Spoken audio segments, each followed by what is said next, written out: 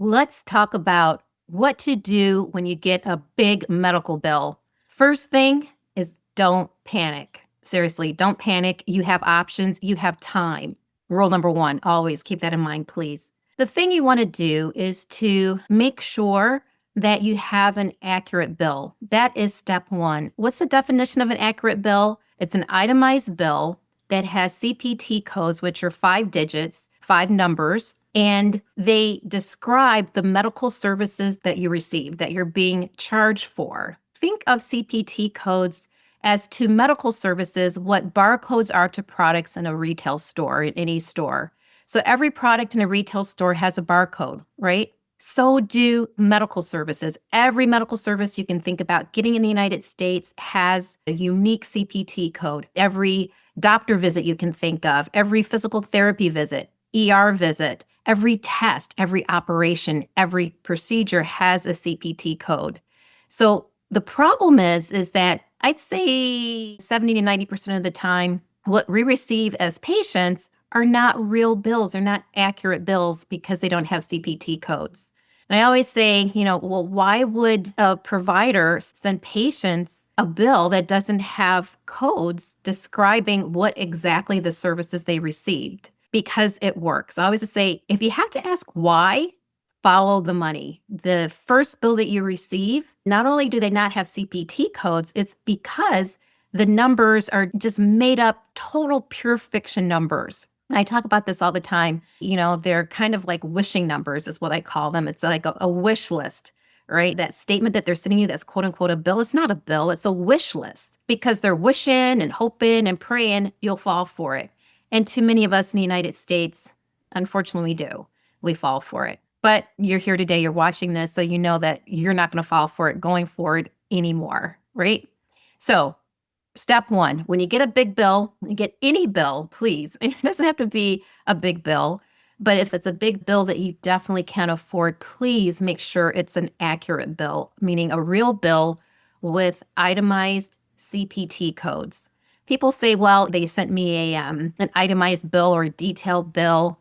Yeah, itemized is not helpful if it doesn't have what's called CPT codes. Another insider's tip to get over tricks is that they'll have something called codes somewhere on the statement, right? It'll say codes, or it'll have a bunch of numbers. It'll say service codes.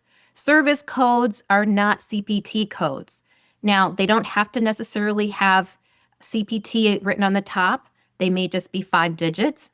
Okay, but you need to make sure that they are CPT codes. And how do you do that? Step two. What you're going to do is you're going to call the provider's billing department. Usually on this statement, they'll have something like questions. Call our billing department, la, la, la, la, la. Yeah, you're going to call the billing department and ask for, quote, something with CPT codes, unquote.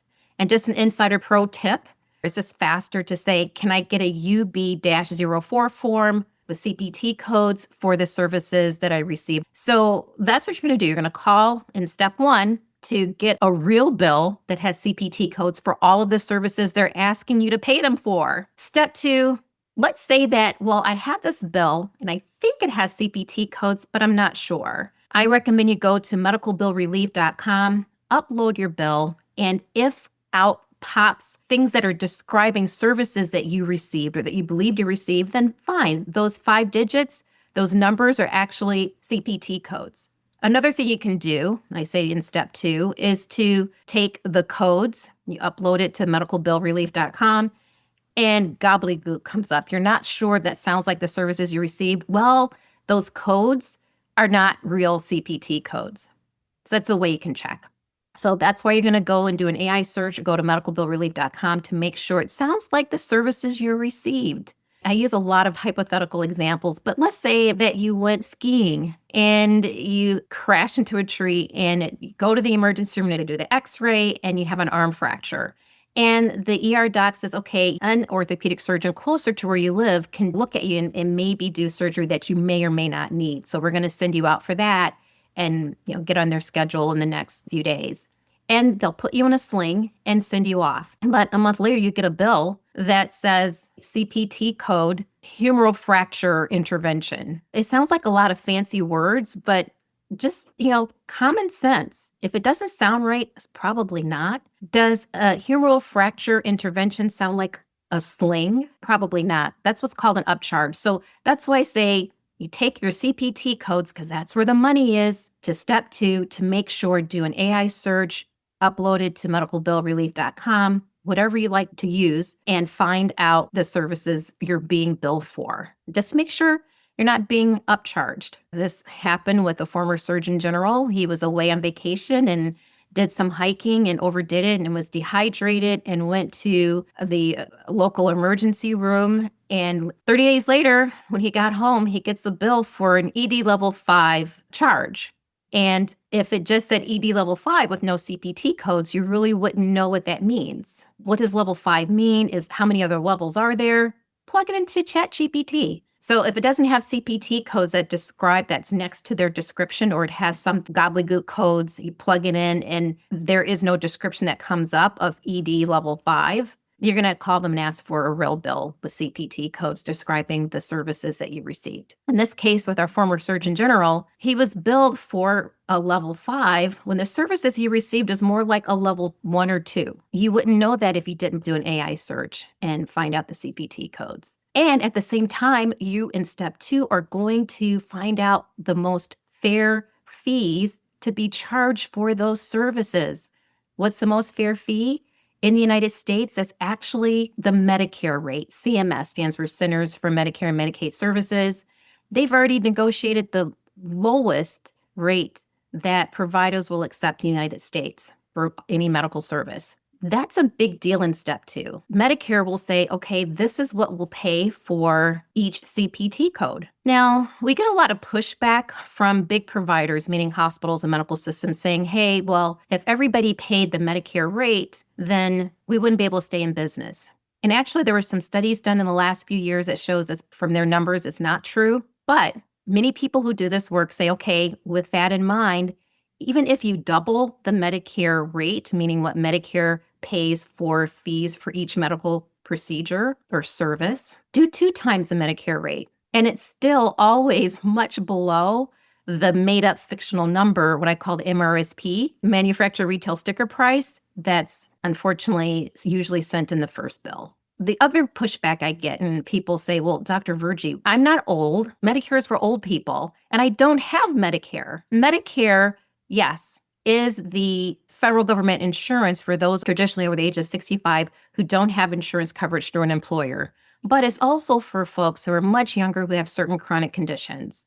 So that's why it's not just for folks that are over 65. It is like a standard rate that the federal government has basically negotiated for you for its citizens. And you don't have to have Medicare. They don't have to accept Medicare for you not to be overcharged. Now, what I do then is I go to step 3. And step 3 is where basically you're automatically negotiating without really negotiating.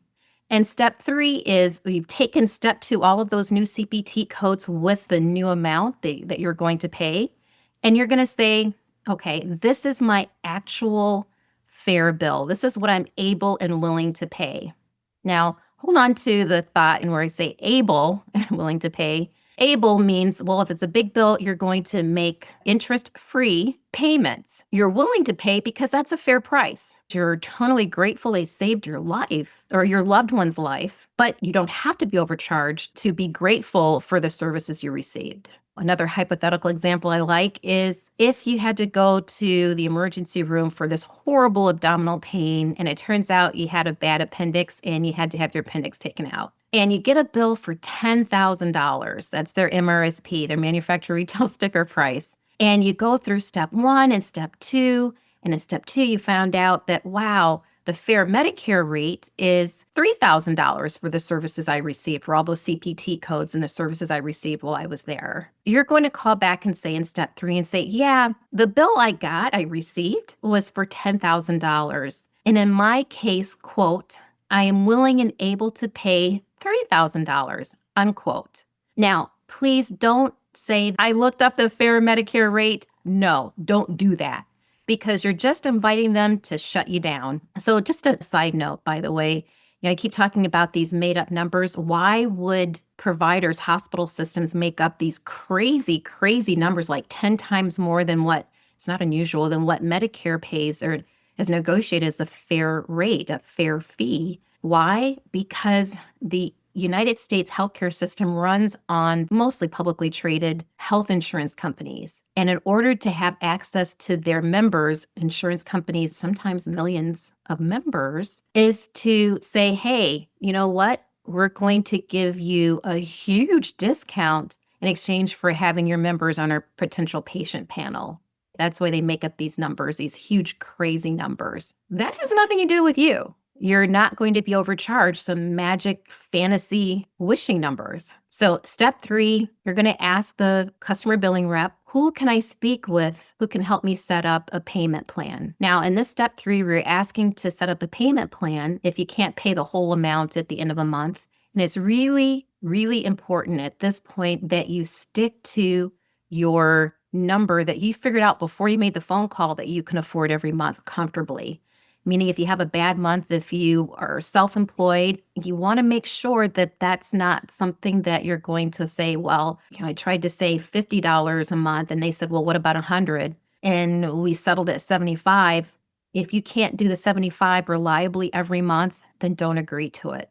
Because if you don't make that agreed upon payment a particular month, they can send you right to collections.